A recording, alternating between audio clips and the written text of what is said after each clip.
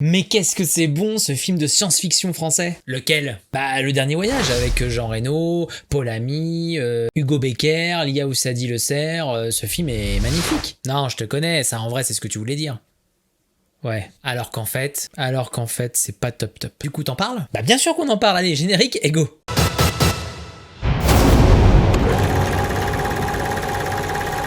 Bon bah voilà, encore une occasion manquée, même si c'est vrai qu'avec ce film au moins la moitié du contrat est rempli, puisque sur la forme, ça va. Par contre sur le fond ça pêche et c'est ce qu'on va voir ensemble. Donc très vite pour l'histoire du film, on est dans un futur proche, la Terre n'a plus de ressources et on trouve du coup une nouvelle ressource sur une mystérieuse lune rouge qui est venue se ranger voilà là à côté de la Terre, littéralement. Jusqu'au jour où cette lune rouge décide, oui je dis bien décide de changer sa trajectoire et de foncer sur la Terre, et donc il nous faut un astronaute, donc Paul W.R. Qui est donc un astronaute pour pouvoir l'envoyer là-bas et laisser larguer une bombe nucléaire pour faire éclater le machin. Sauf que Paul W.R. il a pas vraiment envie et donc il part et il déserte son poste. Voilà pour le résumé, et c'est là que tu vois que déjà en le résumant c'est un peu le bordel. Alors en plus si dans tout ça quand tu développes l'histoire il y a plein d'incohérences scénaristiques, là tu sais que ça va mal aller. Cette critique on va la faire en deux parties, les bons points et les mauvais points. On va commencer par les bons points. Déjà tout ce qui est photographie, colorimétrie et les plans larges du film, notamment les plans larges du film, c'est quand même plutôt bien foutu. Clairement, on sent quand même que le réalisateur a porté un grand soin à l'esthétique de son film, globalement, et vraiment, enfin moi j'ai pas eu la chance de le voir sur grand écran, je l'ai vu en VOD, mais franchement, je pense que sur grand écran, il doit claquer x50, donc visuellement, je pense que c'est une bonne surprise pour le cinéma SF, notamment français. Il y a de très belles scènes sur le désert, notamment avec par exemple la lune rouge, voilà, en fond, qui est très grosse, très imposante, ou alors il peut y avoir aussi des monuments en état d'épave, hein, genre la tour Eiffel, voilà, qui est éclatée au sol.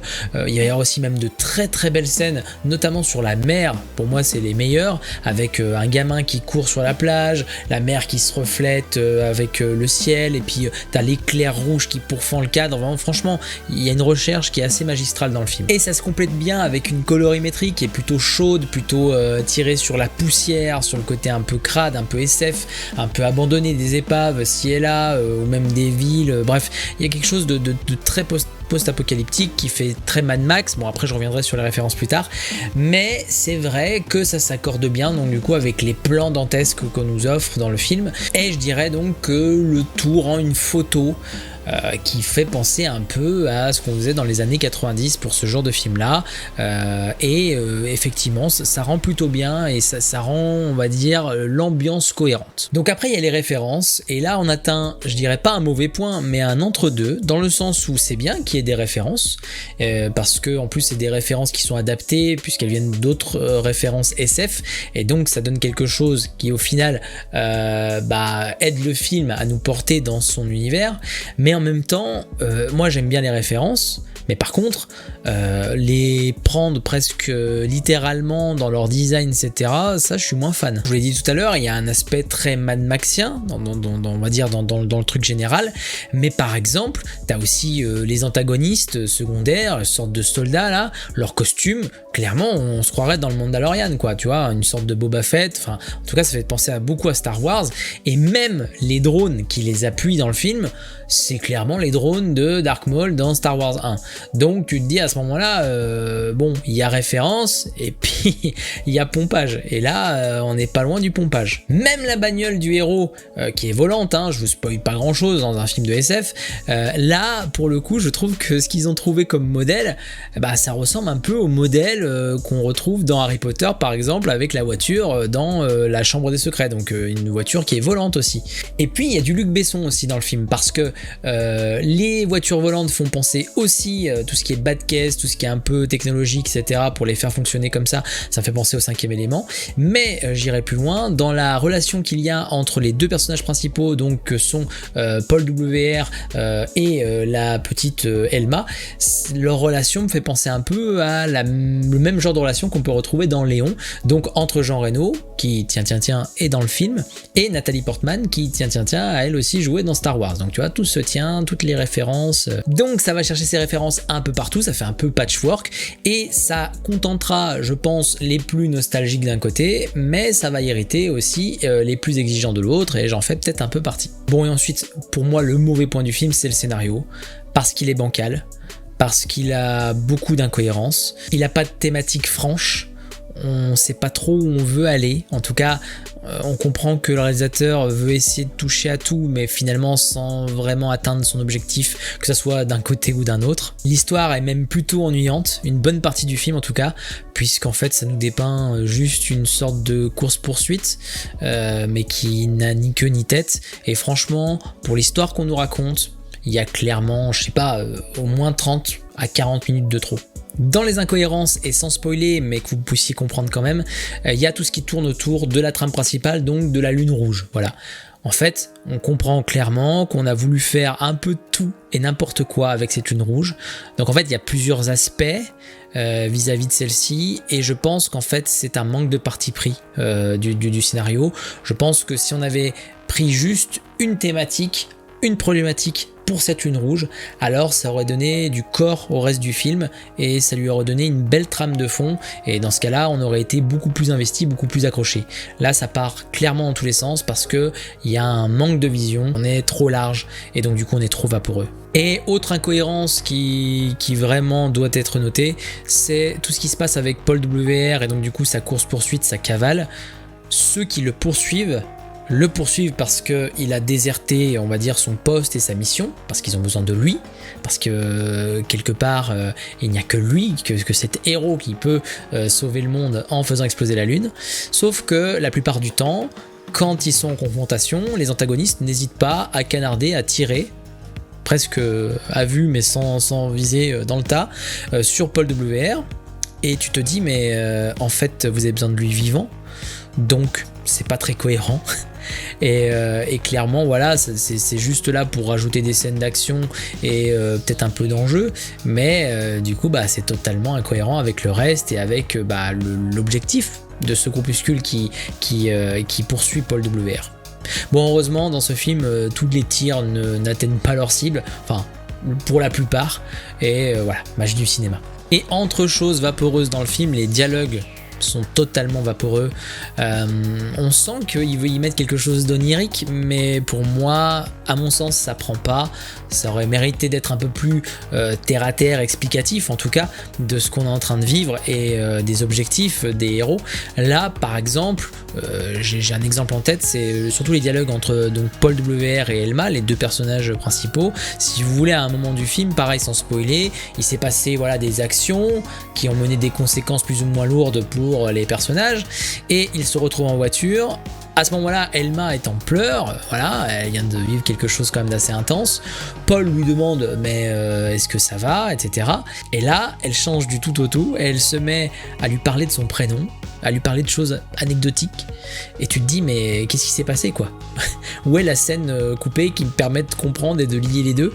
Et en fait voilà, il y a plein de choses comme ça qui moi me déplaisent fortement. Je trouve que voilà, on sent à ce moment-là la fragilité du scénario dans les dialogues et dans le propos du film.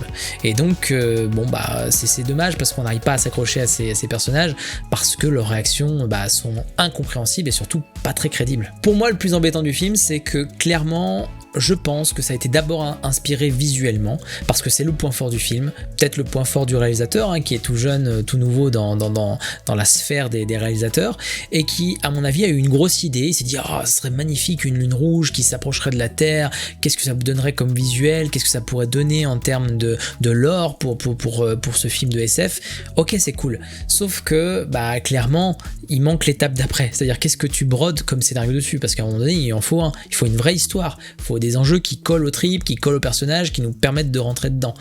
Et il manque clairement cette étape. Et c'est dommage parce que, comme le dit par exemple Alexandre Astier, une bonne idée, c'est pas ça qui fait un bon film.